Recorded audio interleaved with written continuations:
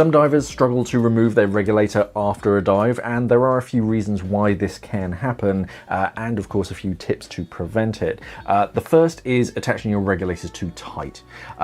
Finger tight is your target here. Whether it's A-clamp or DIN, you don't need to wrench it onto your cylinder for it to seal. Just finger tight does the job. If it's just finger tight and it leaks, it's probably that one you either haven't fitted it correctly or you need a new O-ring.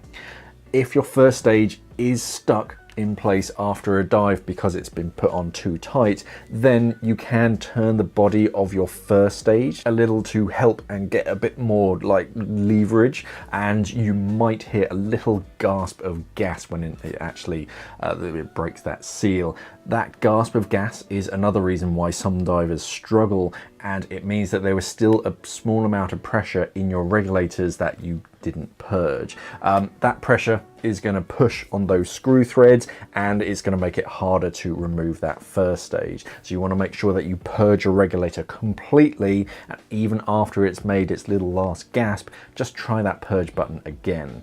If it's tight, just keep purging that second stage to make sure that you've got rid of all of the pressure in your regulators. This is what usually catches most divers out. They press the purge button once or twice, but there's still like a few bar or psi inside the hoses that you need to purge, and it's usually my first instinct before, like if someone asks me to help get their first stage off, my first instinct is to purge it again just to double check.